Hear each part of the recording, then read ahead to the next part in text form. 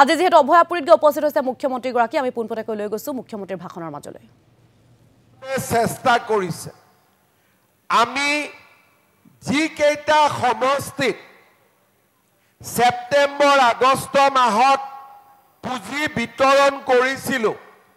সেই সমষ্টিৰ মহিলাসকলৰ লগত এতিয়াও আমি কথা পাতি থাকো আৰু আমি জানিব চেষ্টা কৰো যে এই 10,000 টকা কেনেকৈ ব্যৱহাৰ কৰা হৈছে আমাৰ অভিজ্ঞতা যে এতিয়ালৈকে কোনো মহিলাই এই টকাৰ অপব্যৱহাৰ কৰা নাই আৰু সকলো মহিলাই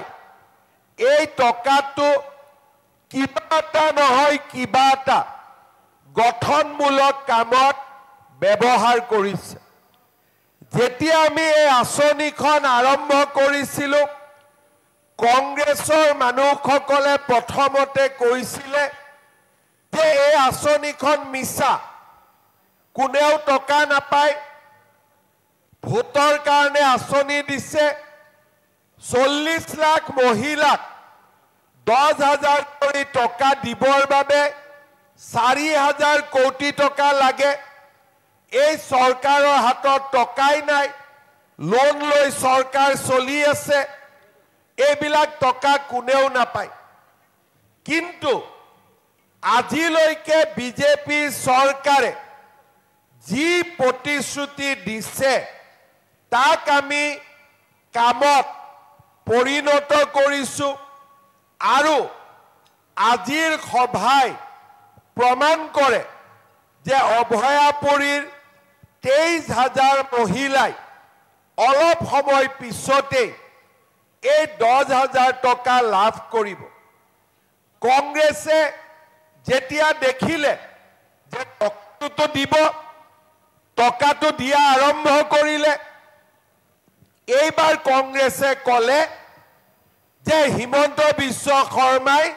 হিতাধিকাৰী বনাই আছে মই তেওঁলোকক বুজাইছো যে আমি হিতাধিকাৰী বনাব খোজা নাই আমি লাখপতি বাইদেউ বনাব খুজিছো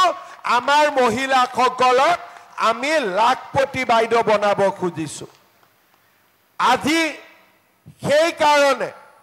মোৰ অলপ কষ্ট হলেও সকলো সভাতে মই নিজে গৈছো 25 তাৰিখৰ পৰা বিধানসভা আছে হাজাৰটা অসমত সমস্যা তাৰ মাজতো এই আঁচনিখনত যতেই পুঁজি বিতৰণ কৰিছো মই চেষ্টা কৰিছো যাতে মই নিজে যাব পাৰো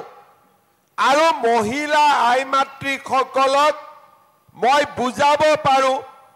যে এই আঁচনিখনৰ জৰিয়তে আমি কেনেকৈ আগবাঢ়ি যাব পাৰো অলপ আগতে ফণীভূষণ চৌধুৰী ডাঙৰীয়াই ভাষণ দিওঁতে এটা কথা উল্লেখ কৰিছিলে যে আজি আমি 23,000 মহিলাই 10,000 কৈ পাম কিন্তু যেতিয়া 25,000 লব আহিম তেতিয়া যাতে মহিলাৰ সংখ্যা কমি নাযায় কেনেকৈ কমি যাব পাৰে কাৰণ 10,000 টকাটো আমি সকলোকে দিছো কিন্তু 25,000 টকা পাবলৈ আমি অলপ পঢ়িব লাগিব পঢ়িব মানে কিতাপ পঢ়িব নালাগে যেনেকে মেট্ৰিক পৰীক্ষা পঢ়া শুনা কৰি পাছ কৰে তেনেকে 10,000ৰ পৰা 25,000 পাবলৈ আপোনালোকে মই শিকাই দিয়া কামখিনি কৰিব লাগিব কি কাম কৰিব লাগিব বোলে নহয় আমি বিজেপিক ভোট দিম সেইটো কাম নহয় সেইটো কামটো আপোনালোকে মই নকৰেও কৰিব ভোট দিব না নাই বিজেপিক দিব না নিদিয়ে গতিকে সেইটো কামৰ ভিতৰত মই ৰাখা নাই সেইটোতো আপোনালোকে আমাক মৰমতে ভোট দিব কিন্তু আমি কেনেকৈ আপোনালোকে 25,000 পাব পাৰে কেনেকৈ 50,000 পাব পাৰে,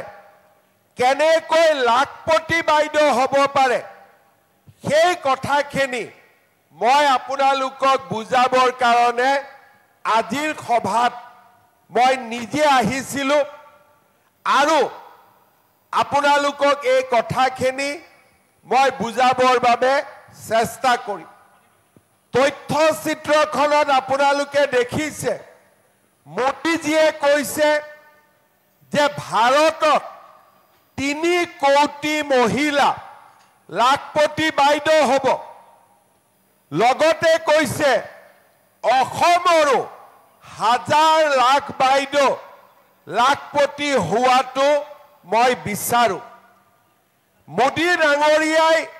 এই মিটিংখন কৰিছিল যোৰহাটত। লোকসভা ইলেকশ্যনৰ আগতে তেওঁ মোক কৈছিলে যে অসমৰ মহিলাসকল আগবঢ়া, কৰ্মদক্ষ আৰু আমি যদি অলপ চেষ্টা কৰোঁ এই মহিলাসকলক আমি লাখপতি বাইদেউ বনাব পাৰিম। মোদী ডাঙৰীয়াৰ কথা মতে আমি এই আঁচনিখন আৰম্ভ কৰিলোঁ। প্ৰথমতে আজি আমি আপোনালোকক 10,000 টকাৰ চেক প্ৰদান কৰিম আৰু 10,000 টকাটো পোৱাৰ পিছত আমি এটা মোবাইল ফোন কিনি ল'ম। হ'ব? কোনে কোনে মোবাইল ফোন কিনিব হাত দাঙক। আৰু এয়া অভয়াপুৰীত মহিলা উদ্যমিতা আঁচনিৰ চেক বিতৰণ কাৰ্যসূচীত মহিলাসকলক লৈ কেতবোৰ মন্তব্য প্ৰকাশ কৰা দেখিবলৈ পোৱা গ'ল। কেইবাটাও ঘোষণা কৰিলে মুখ্যমন্ত্ৰীগৰাকীয়ে। আমি পৰৱৰ্তী সময়ছোৱাত পুনৰ আপোনালোকক লৈ যাম অভয়াপুৰীলৈ।